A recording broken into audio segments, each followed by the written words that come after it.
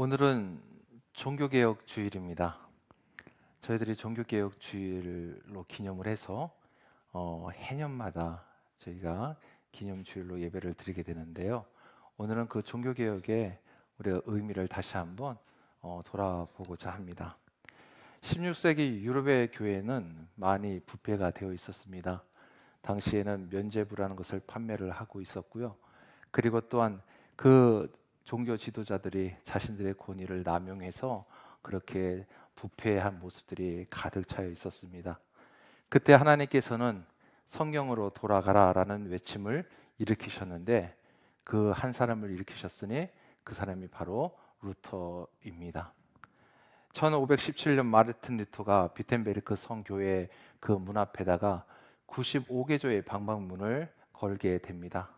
그 95개조의 방방문을 걸렸을 때에 그가 어떤 또 하나의 종교를 만들고자 하는 혁명가로 등장한 것이 아니라 그는 오직 교회를 사랑한 신학자이고 목회자이면서 정말 다시 한번 성경의 빛으로 교회의 왜곡들을 바로 잡고자 했던 것입니다. 하나님께서 그를 통해서 이제 종교 개혁을 일으키시는데 그 종교 개혁의 핵심이 모토가 있었습니다. 오직 말씀, 오직 은혜, 오직 하나님께 영광이었습니다. 오직 말씀, 오직 은혜, 오직 하나님께 영광이라는 이 고백은 말씀의 권위가 사람의 권위보다 더 위에 있다라는 것을 이야기하는 것이고, 오직 은혜라는 것은 구원은 우리의 공로가 아니라 하나님의 은혜로 말미암아 얻게 되어지는 귀한 선물이다라는 것이며, 또한 오직 하나님께 영광은 구원받은 자의 삶은 바로 하나님의 뜻을 늘 구하고 하나님 앞에서 하나님께 영광을 돌리는 삶을 살아가야 한다는 바로 그런 선언이었던 것입니다. 그래서 종교개혁은요, 과거의 그런 사건으로서 우리가 단지 기념하는 날이 아니라 하나님이 말씀으로 교회를 새롭게 하신다는 그 약속을 기억하는 날이다라고 할 수가 있습니다. 그래서 교회는 항상 개혁이 되어야 된다라고 하는데, 이 개혁함에 있어서 어떠한 인간들의 계획을 밀어붙이라는 뜻이 아니라 늘 언제나 하나님 말씀 앞에 겸손히 서서 그리고 스스로를 돌아보며 나아가는 것을 이야기하는 것이죠. 오늘 우리가 이 종교 개혁을 기념하는 이유도 어떤 역사에 귀한 일이 일어났으니 와 대단한 일이야 라고 감탄하는 것으로 끝나는 것이 아니라 역사의 주인이신 하나님을 다시 한번 의지하기 위해서, 바라보기 위해서, 붙잡기 위해서 이 종교개혁 주일을 우리가 기념하며 드리게 된다라는 사실입니다. 이 시편 46편은 종교개혁 가운데 울려 퍼져진 그 노래입니다. 왜냐하면 루터는요, 이 시편을 가지고 여러분들이 잘 알고 있는 찬송가 585장 내 주는 강한 성이요, 이 찬양을 바로 작곡을 해서 교회를 격려하게 되었습니다. 특별히 1절 말씀에 하나님은 우리의 피난처시요 환난 중에 만날 도움이시라라는 이 고백을 가지고 교회를 붙드는 그런 반석으로 삼았다라는 사실입니다. 두려움과 혼란을 그 가운데에 있음에도 거기에 흔들리지 아니하고, 상황에 따라 보면은 땅이 변하고 산이 흔들리고 바다가 소리를 지르는 그런 모습들, 이것이 개인과 공동체 안에서 또는 역사와 자연 가운데에 사실 모든 영역에서 일어나고 닥쳐오는 그러한 위기를 바로 그려지고 있는데, 그러한 위기 속에서 시인은 뭘 이야기하느냐? 바로 하나님을 피난처로 삼고 있다라는 겁니다. 하나님을 피난처로 삼는다. 피난처는 어떤 현실을 피하는 것이 아니라 폭풍 속에서도, 어려움 가운데서도, 흔들림 가운데 있어서도 생명을 지키는 안전한 자리가 무엇인가를 아는 것인데, 우리 믿음의 성도들은 그런 상황을 바라보는 것이 아니라 그 상황 속에서도 언제나 함께하고 계시는 그 하나님을 바라볼 수 있어야 한다는 것이죠. 여러분, 주님을 바라보고 계십니까? 지금 여러분들의 삶 가운데, 여러분들의 형편 가운데 상황을 바라보는 것이 아니라 우리 주님을 바라보며 여러분들 지금 달려가고 계시리라고 분명히 믿습니다. 인쇄술의 발달로 인해서 많은 것이 발전을 했죠. 특별히 인쇄술의 발달로 성경이 이제 많이 번역이 되고 많은 나라에 퍼지게 됩니다. 많은 나라의 말로 읽혀지는 그런 도구로서 인쇄술이 발달이 되었는데요. 사실 그 인쇄술이 발달해서 말씀이 증거되는 것보다는 여러분, 말씀 자체에 권위가 있기 때문에 선포되어지고 있다는 것을 우리는 잊지 말아야 됩니다.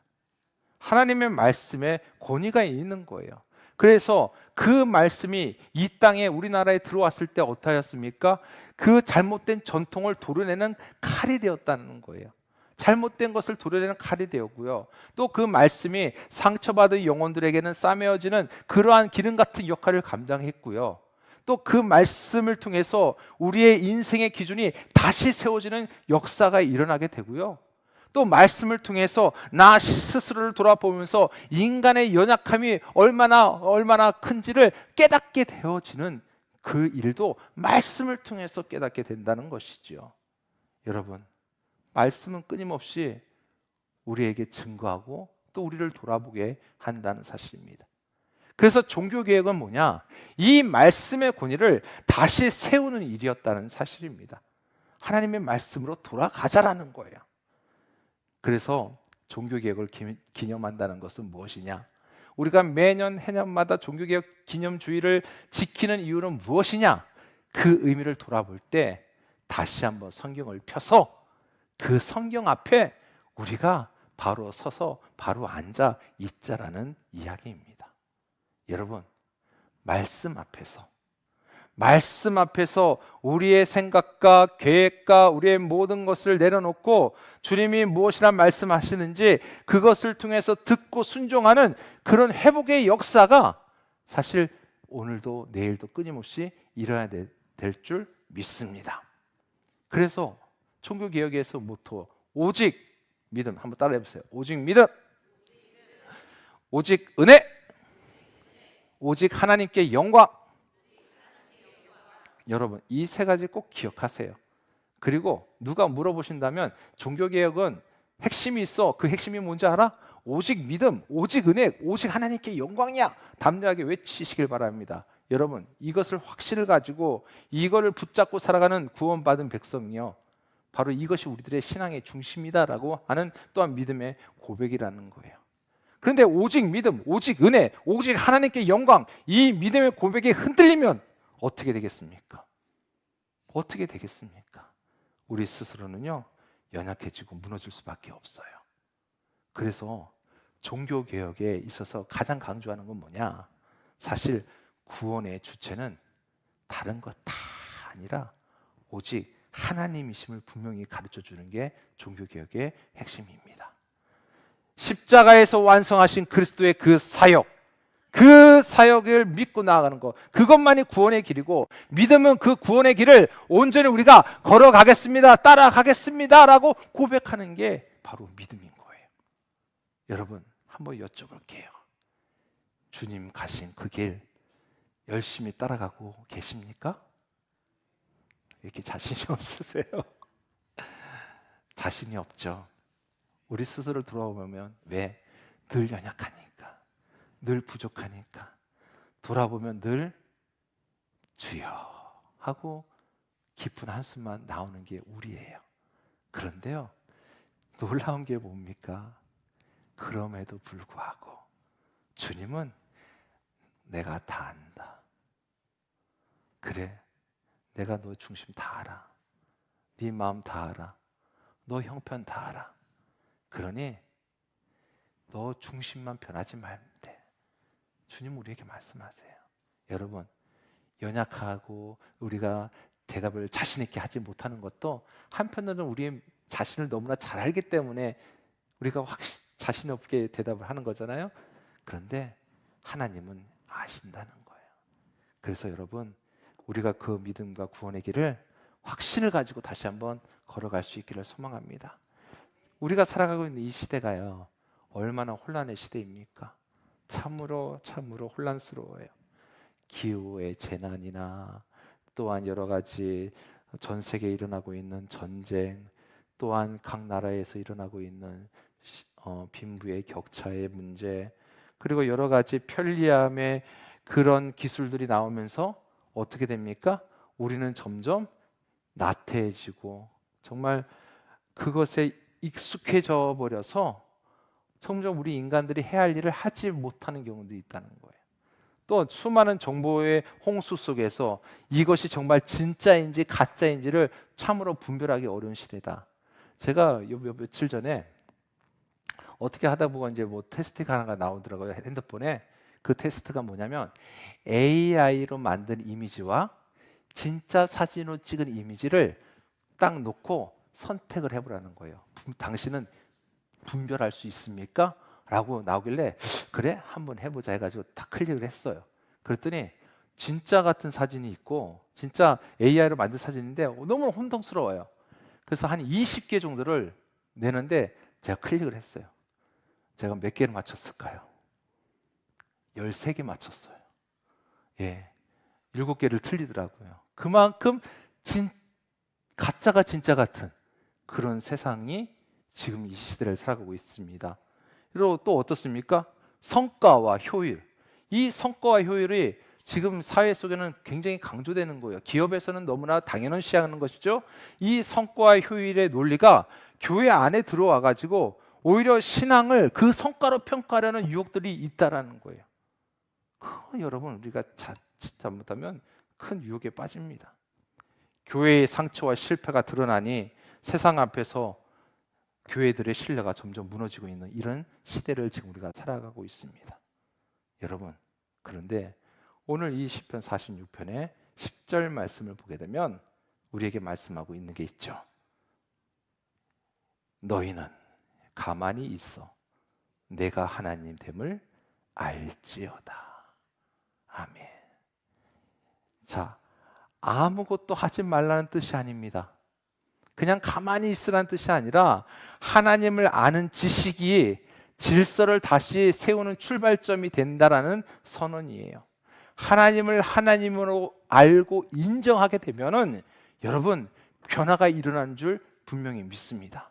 내 자신이 변화가 돼요. 내 자신의 확신이 잦아들게 되고 오히려 내 안에 있는 두려움의 파도가 모든 것이 다 가라앉게 되고 그리고 하나님을 하나님 됨으로 아는 성도는 하나님 앞에 무릎 꿇고 순종의 길을 걸어갈 수밖에 없습니다. 그래서 여러분 하나님을 바로 알아야 돼요. 하나님을 바로 믿어야 돼요. 그러면 어떻게 우리가 하나님을 진짜 바로 알 수 있을까요? 선포되어지는 설교 말씀들을 통해서 아무리 듣지만 사실 이것도 한계가 있죠. 진짜 하나님 됨을 알기 위해서는요, 여러분 바로 이 성경 말씀 앞에 서야 된다는 거예요. 말씀 앞으로 나아가야 되는 거예요. 오늘 46편에서요, 여러분들 말씀 볼 때 이 고백이 나라는 표현보다는 우리라는 표현이 나오고 있습니다. 우리라는 거예요. 나의 피난처일 뿐만 아니라 우리 모두의 피난처가 되신다는 거예요. 그래서 종교개혁은요, 개인의 신앙적인 그 양심을 소중히 여겼지만 그렇다고 개인주의를 옹호하지 않습니다. 그렇게 개인들이 변화된 개인들이 하나의 믿음의 공동체를 이루어서 말씀 앞에 선 그 공동체는 서로를 돌보고 서로에게 짐을 대어주고 나누어서 기도하며 나아간다는 것을 바로 이야기하는 거예요. 그래서 앞에서 말씀드렸던 두려움의 시대, 혼란의 시대, 이 어려움의 시대에 믿음의 성도들이 함께 하나의 공동체를 이루어 하나님을 찬양하며 나아가는 것, 이것이 바로 사실 하나님 나라가 눈에 보이는 증거라는 거예요. 여러분, 우리 지금 온 세대통합 예배로 어린이부터 우리 노년의 일까지 함께 들고 있는 이 예배의 자리, 이 자리의 주인공이 누구입니까? 우리 주님이세요.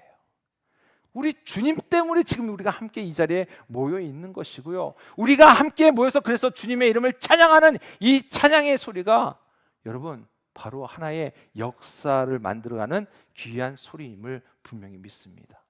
그래서요, 우리 믿음의 성도들이 함께 한 마음이 되어 하나님을 찬양하고 나아갈 때 오늘 5절 말씀에 보게 되면은 5절 말씀에 하나님이 그 성 중에 계시며 성이 흔들리지 아니할 것이라 새벽에 하나님이 도우시리로다.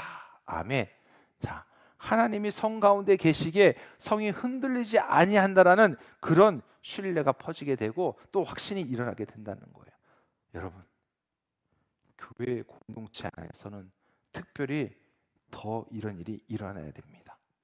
자, 우리는요 내일부터 또 우리가 특별 새벽 기도회를 하게 됩니다. 특별 새벽 기도회가 사실 여러분 특별이라는 단어가 붙었던 이유는 그동안 우리가 새벽을 깨우며 기도하지 못했던 거 이 시간만큼은 한번 힘들지만 깨워서 특별하게 한번 나를 깨워서 하나님 앞에 성전에 나가 기도해보자. 여러분, 개인의 신앙의 훈련인 부분도 있습니다. 여러분들 신앙의 훈련의 부분이에요. 그런데 거기서 더 나아가 우리는 오이코스 데이를 앞두고 있기 때문에 우리 성도들이 함께 모여서 함께 합심하여 기도하자라는 그 의미가 또 있습니다. 그래서 여러분, 우리가 함께 기도할 때에 새벽에 하나님이 도우시리라. 아멘. 여러분, 새벽에 도우시는 그 하나님의 놀라운 손길을 경험하고 체험하시기를 주의 이름으로 축원합니다. 자, 우리가 하나님 이렇게 믿음의 성도들이 함께 모여서 하나님 앞에 예배를 드리고 이제 예배를 드릴 때 찬양과 기도가 말씀이 있잖아요. 근데 이 예배의 시간은 어떤 시간이냐? 사실 예배 때는 우리가 살아가고 있는 이 현실을 잠시 잊어버리는 시간이 아니에요. 우리가 살아가는 그 모든 뒷시간들을, 지나왔던 한 주간의 시간들을 잊어버리고 앞으로 나아갈 시간들 아예 생각하지 않고 그 시간이 아니라 오히려 이 예배 시간을 통해서 하나님의 시선으로 다시 한번 우리의 현실을 돌아보는 시간이 예배 시간입니다. 무슨 말이냐? 예배를 통해서 하나님이 지난 나의 삶을 어떻게 인도하셨을까? 어떻게 인도하셨는가? 우리는 고백하게 돼요. 또 예배 시간을 통해서 앞으로 나의 삶을 인도하실 그 하나님의 손길을, 하나님의 또한 시선을 바라보면서 나아가는 시간인 거예요. 그래서 예배의 이 시간이 현실하고 완전히 떨어져 있는 시간이 아니라 현실 가운데 하나님의 인도하심과 하나님의 또한 인도하실 그 계획하심을 바라보며 믿음으로 나아가는 시간인 거지요. 그런데 여러분, 이 시간이 여러분 회복의 역사가 일어날 수밖에 없다라는 겁니다. 4절 말씀에 보게 되면은 한 시내가 있어 나뉘어 흘러 하나님의 성 곧 지존하신 이의 성소를 기쁘게 하도다라고 기록을 합니다. 자, 여기서 한 시내는 무엇을 이야기하냐면 성령께서 말씀을 통해 교회 안에 생명의 흐름을 다시 한번 일으켜 세우신다라는 그런 의미로 읽을 수가 있습니다. 즉 뭐냐? 성령의 사역을 의심하지 말아야 된다는 거예요. 여러분, 성령의 사역을 경험해 보셨습니까? 성령께서 역사하시는 것을 여러분 체험해 보셨습니까? 이 성령의 사역을 의심하지 말아야 되고요, 성령의 역사를 두려워하거나 가로막지 말아야 됩니다. 예배를 통해서, 말씀을 통해서, 기도를 통해서, 또한 성례전들을 통해서 하나님이 직접 부어주시는 그 은혜가 교회와 또한 우리의 성도들의 마음을 적시고 있다는 사실을 여러분 믿으셔야 될 줄 믿습니다. 그걸 우리가 바라보고 경험하고 나아가는 거예요. 그래서 예배 가운데 성령의 역사와 성령의 만지심을 경험하기를 사모하시면서 여러분들 예배 전에 자리에 앉았을 때 기도하시잖아요. 기도하실 때 어떤 기도하십니까? 아마 대부분 예배를 위해서 기도하실 거예요. 그렇죠? 예배를 위해서, 또 예배 인도자들을 위해서 기도하실 텐데 여러분 이 기도 분명히 하세요. 성령 하나님, 오늘도 이 예배의 자리에 함께 하시고 내 마음에 역사하여 주시옵소서. 여러분 그 기도를 결코 빼놓지 말고 기도하시기를 바랍니다. 종교개혁 정신이에요. 그래서 루터가 또 하나의 좋은 프로그램을 만들자 이런 이야기가 아니었어요. 단지 오직 하나, 본질로 돌아가자라는 거예요. 그 본질이 뭐냐? 말씀을 바르게 전하라고, 그리고 성례를 바르게 시행하고, 그리고 성도의 삶이 하나님의 뜻을 바르게 행하는 그러한 교회로서 함께 힘을 모아 달려가자라는 게 바로 종교개혁의 정신인 거예요. 여러분 그럴 때요, 하나님이 세우신 성이 흔들리지 않습니다. 그 성이 무엇입니까? 바로 교회인 거예요. 그러면 여기서 교회론 잠시 이야기할게요. 그럼 교회가 뭐냐? 이미 세례 받으신 분들 다 말씀하실 수 있어요. 세례 교육 때 했으니까. 교회는 믿는 사람들의 모임이에요. 공동체예요. 이렇게 우리가 지금 함께 모여서 드리는 이 예배당은 그냥 건물이에요. 그래서 우리가 교회당이라고 그래요. 근데 지금은 이제 일반적으로 교회라고 하지만 진정한 교회는 여러분들 한 분 한 분의 모인 공동체, 이 모임이 교회인 거예요. 자, 이 교회 안에서 하나님은 말씀을 바르게 전하도록, 또한 성례들이 바르게 시행하도록, 성도들의 삶이 바르게 하나님 뜻에 따라 온전히 생활할 수 있도록 그렇게 할 때 이 공동체가 흔들리지 아니한다고 말씀하셨습니다. 성도 여러분, 우리 신성교회가 그런 신앙 공동체가 되기를 다시 한번 주의 이름으로 축원합니다. 그래서 여러분, 다시 신앙의 본질을 붙잡으십시오. 다시 한번 주님 앞에 여러분 온전히 돌아가시길 바랍니다. 말씀 생활 못했다고 한다면 다시 한번 말씀 생활 회복하십시오. 하나님 앞에 기도 생활 못했다면 기도 생활 회복하십시오. 그것이 하나님이 원하시는 모습이에요. 자, 그리고 또한 46편의 말씀에 보게 되면은 전쟁을 쉬게 하시는 하나님이시다라고 해요. 자, 여기서 9절 말씀을 잠깐 보게 되면 9절에 그가 땅 끝까지 전쟁을 쉬게 하시며 활을 꺾고 창을 끊으며 수레를 불사르시는도다. 아멘. 자, 하나님은 폭력의 악순환을 끊으신다는 거예요. 그래서 사실 어떻게 보면 우리 요즘 국제 정세가 어떻습니까? 아직까지 우크라이나 러시아 전쟁도 끊임없고요. 지금 이제 이스라엘과 하마스가 좀 타협을 해가지고 조금 좋아졌다고 해요. 보니까는 이제 다시 그 성지 순례가 또 다시 이제 시작이 된다고 합니다. 예, 여러분, 사실 이 전쟁은 하나님께 속한 것이죠. 그래서 전쟁의 끝이 언제인지 몰라요. 사실 여러분, 우리 어린이들, 우리 중고등부 학생들, 우리 대한민국은 지금 여러분 휴전국가입니다. 전쟁 아직 안 끝났어요. 예, 아직 전쟁이 끝나지 않은 휴전국가예요.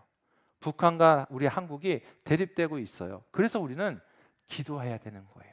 하나님 앞에, 하나님, 이 전쟁이 휴전이 완전히 끝날 수 있도록 하나님 우리나라를 도와주세요, 축복해 주세요, 기도해야 돼요. 하나님께서 그렇게 기도할 때 반드시 우리의 기도를 들어주실 줄 믿습니다. 자, 그런데 여러분, 이 복음이요, 오늘 여기서 국제 정세뿐만 아니라 사실 여기서 말씀하시고 있는 것은 활을 꺾고 창을 끊으며 수레를 불사른다. 이거는 여러분 우리의 관계에서 일어나는 모든 혐오와 멸시, 말과 마음의 전쟁까지도 다 내려놓으라는 얘기예요. 특히 어디서? 믿음의 공동체, 교회 안에서는 더 그래야 된다는 것을 이야기합니다. 성도 여러분, 이 복음은요 평화의 소식이죠. 그러니 여러분, 세상의 모든 끊어진 것들이, 세상의 모든 분리된 것들이 온전히 복음의 역사가 나타날 때 회복되어지는 줄 믿으시기를 바랍니다. 십자가의 사랑이 그 복음 안에 들어있잖아요. 십자가의 사랑으로 서로를 섬길 때 온전한 평화가 이루어지는 줄 분명히 믿습니다. 이것이 종교개혁의 열매예요. 자, 그렇다면 오늘 우리 시대의 종교개혁은 어디에서 시작이 될까? 여러분, 오늘 4가지의 결단을 오늘 이 시간 다시 한번 하나님 앞에 하시기를 바랍니다. 4가지로 우리가 종교개혁의 매일 삶 속에서 우리가 해야 할 일들이 있다는 거예요. 그게 뭐냐? 첫 번째, 여러분, 말씀의 자리를 다시 한번 회복하시길 바랍니다. 그래서 여러분, 이 성경책 주일날 올 때 들고 오시고, 우리 성도님들은 들고 오시죠? 요즘은 스마트폰만 들고 오시는 분들도 계시다고 하는데요. 성경책 여러분 어때요? 주일 외에 하나님의 말씀을 평일에 펴시고 얼마나 묵상하고 계십니까? 주님의 말씀으로 돌아가시는 시간 가지시길 바랍니다. 그리고 주일에 선포된 말씀을 다시 한번 되새기면서 하나님의 뜻을 찾는 그런 여러분들이 되시기를 바랍니다. 또한 2번째, 여러분 은혜로 섬겨주십시오. 은혜로 섬겨주십시오. 섬김은요 인정받기 위한 수단이 아니라 받은 은혜가 넘쳐서 흐르는 그 모습이 온전한 섬김입니다. 그래서 내가 받은 은혜가 있기 때문에 그 은혜로 하나님의 일을 감당하게 되는 거예요. 섬겨주는 일이에요. 나도 받았으니 있는 그대로 나도 나누겠습니다라는 이 마음이 여러분 온전한 성김의 모습이다라고 할 수가 있습니다. 세 번째, 여러분들의 일터와 일상에서 다시 한번 소명의 의식을 갖기를 바랍니다. 자, 그 소명 의식이 뭡니까? 하나님이 나를 부르셨다라는 거예요. 그리고 그 부르심에 내가 지금 신앙생활 하고 있는 것이죠. 그래서 신앙은요, 예배당 안에서만, 이 교회 안에서만 지켜지는 게 아니라 여러분들의 삶의 자리에 나가서 그곳에서 모든 자리가 예배의 자리가 되기를 바랍니다. 그리고 그 신앙의 모습을 여러분들이 보여주셔야 돼요. 때로는 정직하고, 때로는 정말 신실한 약속 안에서, 또 때로는 따뜻한 배려의 모습이 우리 신앙의 모습으로 표현이 되어야 될 줄 믿습니다. 여러분, 그리스도의 향기 어떤 큰 것을 향하는 거 아니에요. 작은 것 하나 주님의 사랑으로 행하는 것이 그리스도의 향기인 줄 믿으시길 바랍니다. 마지막 네 번째, 신뢰와 책임의 모습을 다해 주십시오. 여러분, 믿는 사람들이, 교회 다니는 사람들이 아우 저 사람 절대 못 믿을 사람이야, 이런 얘기 들으면 되겠습니까? 안 되겠습니까? 안 돼요. 신앙생활하고 믿음생활하고 그리스도 예수를 따라가는 사람이 아우 저 사람은 믿을 만한 사람이야, 저 사람 참 신뢰한 사람 할 사람이야 라고 이야기를 들어야지, 아우 저 사람하고 가까이 하지 마 라고 듣는다면 우리 하나님 앞에 무릎 꿇고 정말 두 손 들고 회개해야 돼요. 절대 그러면 안 됩니다. 신뢰를 줄 수 있는 성도, 책임을 다하는 성도, 여러분 이 모습이 우리 스스로가 종교개혁의 길을 계속 가고 있는 그런 모습이다라고 할 수가 있죠. 말씀을 정리하겠습니다. 오늘 말씀해 보게 되면 마지막에 11절에 만군의 여호와께서 우리와 함께 하시니 야곱의 하나님은 우리의 피난처시로다. 아멘. 자, 이 고백은요, 모든 문제가 다 해결된 뒤에 마침표로 딱 이야기하는 게 아니라 계속 흔들리는 그런 한복판에서도 끝까지 붙들어야 할 믿음의 외침이라는 것을 이야기하는 거예요. 여러분, 종교개혁이요 한 번으로 딱 끝난 게 아닙니다. 오늘날의 종교개혁은 사실 끊임없이 여정 속에 있어요. 그 여정 속에서 하나님은 그 전체의 주인으로서 지금 이끌고 계시다는 걸 우리는 아셔야 돼요. 그래서 내 자신에게 종교개혁이 뭡니까? 내 자신에게 종교개혁이 앞에서 말씀드렸던 것처럼 어떤 두려움 속에서도 흔들리지 아니하는 그 성을 바라보며 달려가는 것. 여러분, 우리의 성벽은 예수 그리스도의 임재요, 우리의 깃발은 예수 그리스도의 십자가예요, 우리의 노래는 하나님의 은혜를 영원히 찬양하는 게 우리의 노래가 되어질 줄 믿습니다. 그럴 때 여러분 정말 하나님의 놀라운 은혜가 우리 안에 가득 넘쳐난 것을 느끼실 겁니다. 복음이 우리를 주장할 때, 말씀이 우리를 주장할 때 성령께서 우리 안에 역사하셔서 생명의 강이 흐르게 하시고, 그리고 우리 성도들 한 명 한 명이 모인 아름다운 그 공동체를 믿음의 공동체로 온전히 세우셔서 우리를 선한 길로 인도하시고, 날마다 우리의 피난처 되시는 주님께서 우리를 동행하시고 우리에게 축복해 주실 줄 믿습니다. 사랑하는 성도 여러분, 매일매일의 삶이 나 자신에게 개혁의 삶이 되시기를 주의 이름으로 축원합니다.